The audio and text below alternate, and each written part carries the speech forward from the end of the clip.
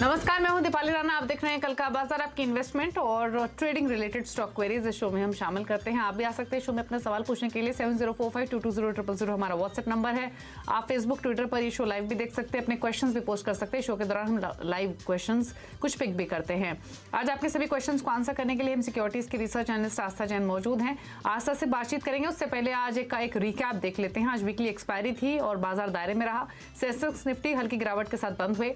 Sensex almost 200 अंकों की गिरावट रही। निफ्टी 58 अंकों की गिरावट के साथ 18,100 के नजदीक बंद हुआ। Mid cap index flat close हुआ। आज सबसे ज्यादा दबाव हमने एफएमसीजी, मेटल, ऑटो स्टॉक्स में देखा। फार्मा, एनर्जी भी थोड़े दबाव में ही थे। खरीदारी थी सरकारी बैंक, पब्लिक सेक्टर एंटरप्राइजेज में। इसके अलावा अगर एफआईज के आंकड़े देखें तो एफआईज ने खरीदारी की है 400 करोड़ की कैश मार्केट में। डीआईज ने 129 करोड़ की बिकवाली की है। आस्था, नमस्कार, स्वागत है आपका। पहले तो बताइए कल के लिए क्या व्यू रहेगा, हफ्ते का आखिरी कारोबारी सेशन। और आज एक सुस्ती हमने देखी। अपकमिंग फेड मीटिंग काफी इंपॉर्टेंट है ग्लोबल और इंडियन मार्केट्स के फर्दर चाल के हिसाब से, लेकिन कल के लिए क्या रेंज देखती हैं, क्या व्यू है? जी बिल्कुल। गुड इवनिंग दीपाली, जिस तरह से अभी डाउ फ्यूचर्स को भी अभी मैं जो ट्रैक कर रही थी, तो मेरे हिसाब से वहां पे एक गिरावट है, तो वो एक यहाँ पे एक डैम्पनर हो सकती है इंडियन मार्केट्स के लिए। लेकिन फिर भी अभी इंडियन मार्केट्स जो मुझे लग रहे हैं, स्टॉक मार्केट और स्पेशली मैं निफ्टी की बात करूं, तो इसमें मंदी आएगी 18,030 के नीचे। तो मेरे हिसाब से कल के ट्रेडिंग सेशन में 18,030 से लेके 18,190 मेरे हिसाब से ये 100-150 पॉइंट की रेंज में हमें मूव करता हुआ नजर आएगा। तो कल की ट्रेडिंग सेशन में मेरी सलाह यही रहेगी कि कोई खरीदारी ना करें, और एक बार किसी ने लिया हुआ है तो चाहे तो एक स्टॉप लॉस के साथ पोजीशंस को कंटिन्यू कर सकते हैं, जो कि रहेगा 18,030 के स्तर पर। ओके, चलिए, तो ये व्यू है आपके लिए इंडेक्स पर आस्था की ओर से। चलिए बिना देरी के सवालों को ले लेते हैं। राकेश है हमारे साथ कोलकाता से। राकेश नमस्कार, बताइए क्या सवाल है आपका? मेरे पास 8,000 शेयर है 35 के भाव से इसका आईडीएफसी फर्स्ट बैंक का। तो लॉन्ग टर्म व्यू है, 6 महीना साल भर रख सकते हैं, तो इसका क्या आगे हॉराइजन होगा?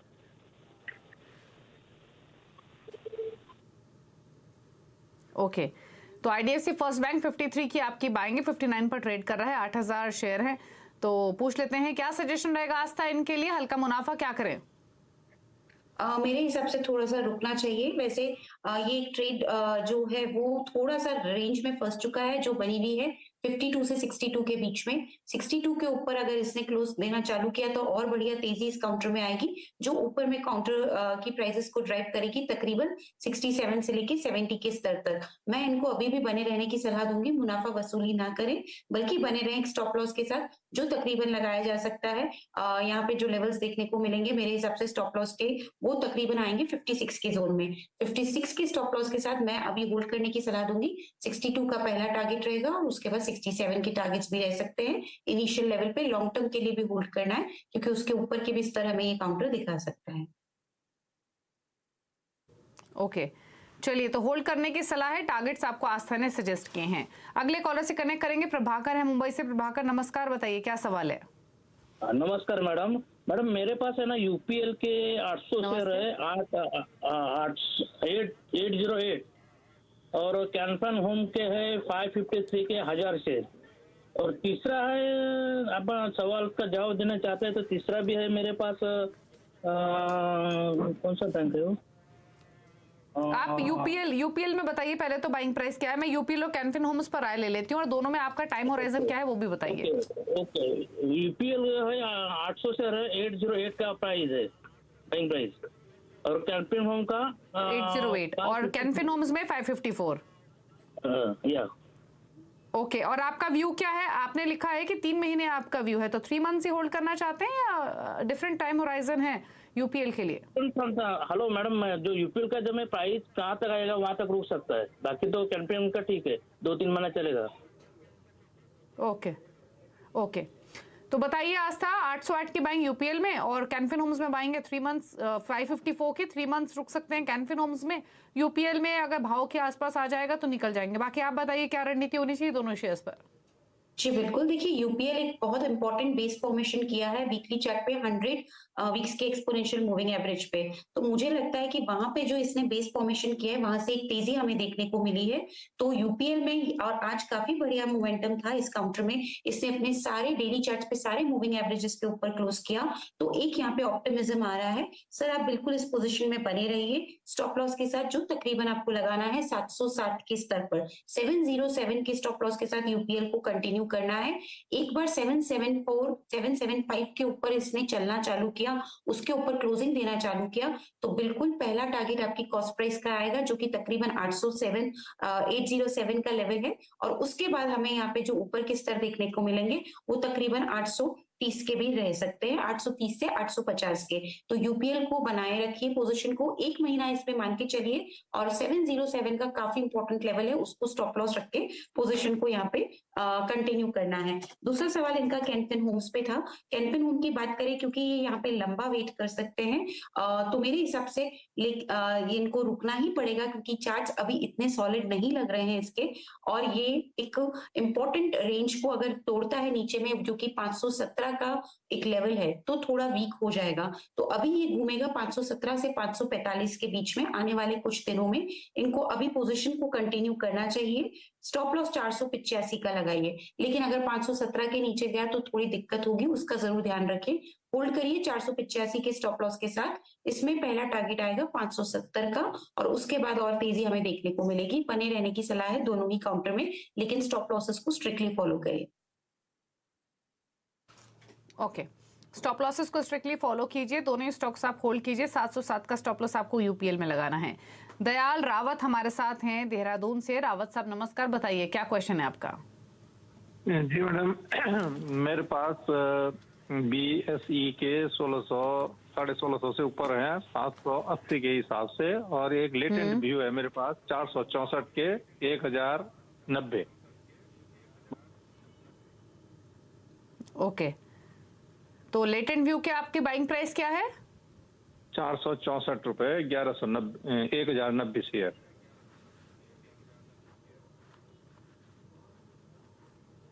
ठीक है, तो लेटेंट व्यू 490 और बीएससी आपके पास 780 की बाइंग है। दोनों में आपका इन्वेस्टमेंट व्यू है? जी इन्वेस्टमेंट है, 1 साल हो गया कम से कम मुझे, और मुझे टाइम की कोई वो नहीं है, और इसमें अगर मुझे एवरेज करने पड़ेंगे तो वो भी हो सकता है। ठीक है, आशा एवरेज करें, इसी पोजीशन को होल्ड करें, या क्या सजेशन है? देखिए बीएससी से तो मैं एग्जिट करने की ही सलाह दूंगी। थोड़ा नुकसान बड़ा होगा, लेकिन यहाँ पे कुछ बहुत ज्यादा मुझे नहीं लगता कि बढ़िया रिजल्ट्स भी आएंगे जिसकी वजह से स्टॉक थोड़ा तेज होगा। चार्ट्स पे भी पोजीशन काफी यहाँ पे डाउन ही बनी हुई है, तो अगर एग्जिट कर सकते हैं तो बेटर रहेगा कि बीएससी के स्टॉक से एग्जिट कर जाए, क्योंकि वहां पे मुझे बहुत ज्यादा कोई उम्मीद नहीं है। दूसरा स्टॉक इनका कौन सा था दीपाली, मैं मिस कर गई नाम? Wallet latent view. जी बिल्कुल, अगर लेटेंट व्यू की यहाँ पे बात करें, लेटेंट व्यू एनालिटिक्स के चार्ट्स भी वो भी इतने स्ट्रांग नहीं है, बट बीएससी के चार्ट से तो बेटर पोजीशन में ही है। उसको एक टाइम देना बनता है, इसलिए मैं वहां पे बने रहने की सलाह दूंगी। लेकिन स्ट्रिक्ट स्टॉप लॉस यहाँ पे जो रखा जाएगा वो 340 के स्तर पर रहेगा। तो 340 का एक strict stop loss latent view को रख के और पोजिशन को कंटिन्यू करना है। तेजी के लिए एक बार 380-85 के ऊपर गया तो फिर यहाँ पे हमें तेजी देखने को मिलेगी, जो स्टॉक की प्राइसेस को ड्राइव करेगी 420 से 430 के लेवल पे। लेटेंट व्यू में बने रह सकते हैं स्ट्रिक्ट स्टॉप लॉस के साथ, लेकिन बीएससी में मैं एग्जिट करने की सलाह दूं। ओके, चंद्रशेखर है हमारे साथ सूरत से। शेखर जी नमस्कार, बताइए सवाल।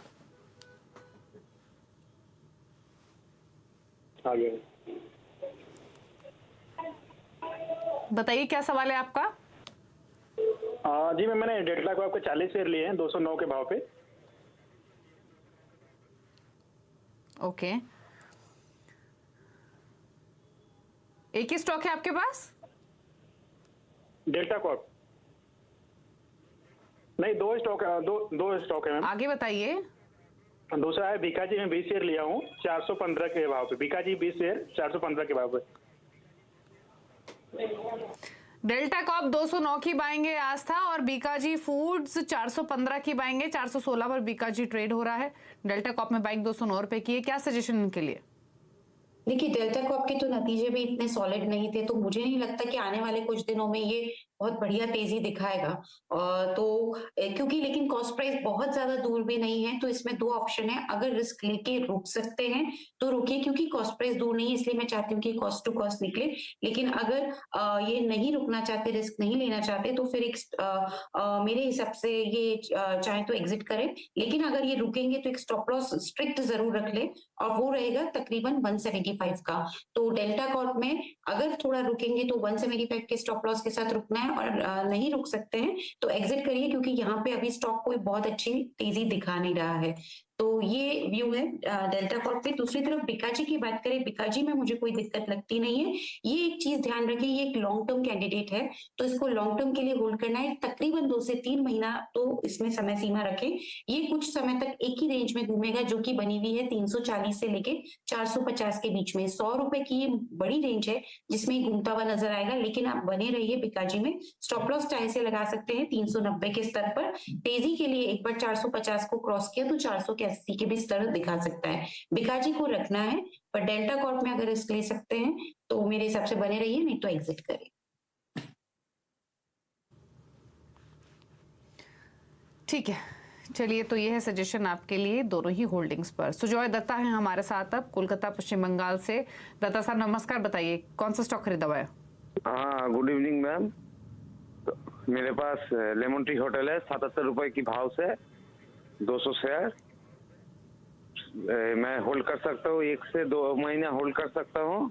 Target please. और बिरला सॉफ्ट है मेरे पास 315 की रुपीस पर भाव पर, 360 रुपीस भाव पर, 250 शेयर से। इसको एवरेज कहाँ पे करूँ? और बिरला सॉफ्ट को होल्ड कर सकता हूँ मैं लॉन्ग टर्म तक। बाइंग लेवल क्या बताया आपने? बिरला सॉफ्ट 365 रुपीस पर। ओके, 365 रुपीस पर आपके बिरला सॉफ्ट की बाइंग है। लेमन ट्री तो आपके भाव के आसपास ही, क्योंकि 77 रुपए पर आपने खरीदा हुआ है ये स्टॉक।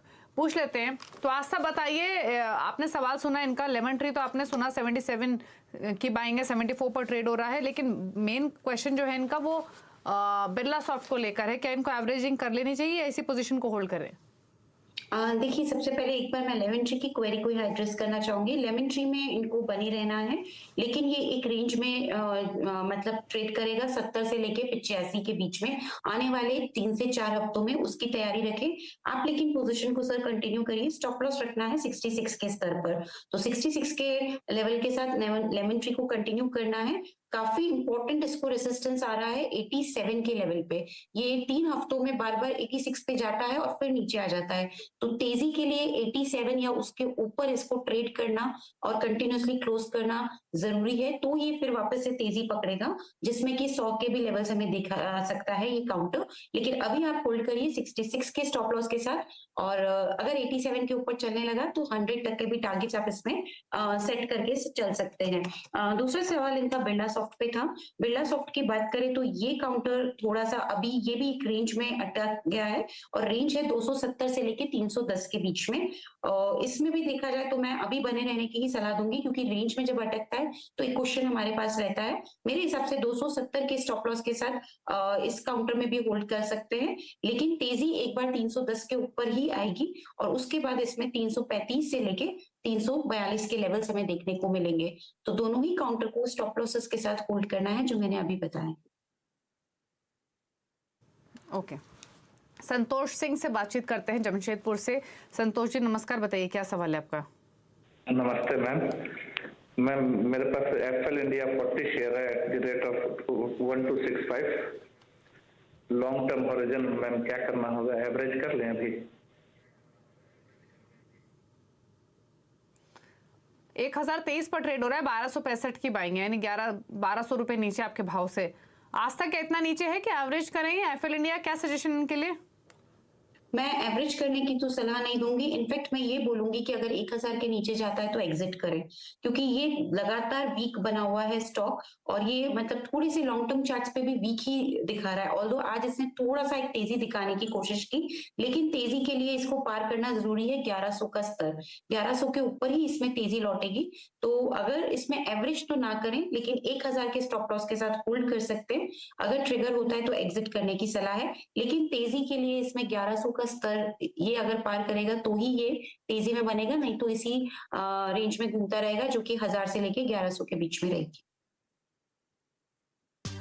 आप देख रहे हैं कल का बाजार। आस्था मसद बनी हुई है, समय की कमी है तो क्वेरीज तो नहीं लेंगे, लेकिन आस्था से उनके क्लोजिंग कमेंट जरूर ले लेते हैं। आस्था, क्या क्लोजिंग कमेंट रहेंगे? जी बिल्कुल, आज जो भी स्टॉक्स हमने डिस्कस किए हैं मेरी कोई भी पर्सनल होल्डिंग में नहीं है, बट हमारे पीएमएस में इनकी होल्डिंग में कोई भी स्टॉक हो सकता है। धन्यवाद। ओके, शुक्रिया आपका आने के लिए शो में और सभी क्वेरीज को आंसर करने के लिए। इसी के साथ एक ब्रेक के उस बार भी खबरें जारी है सीएनबीसी आवाज पर। नमस्कार।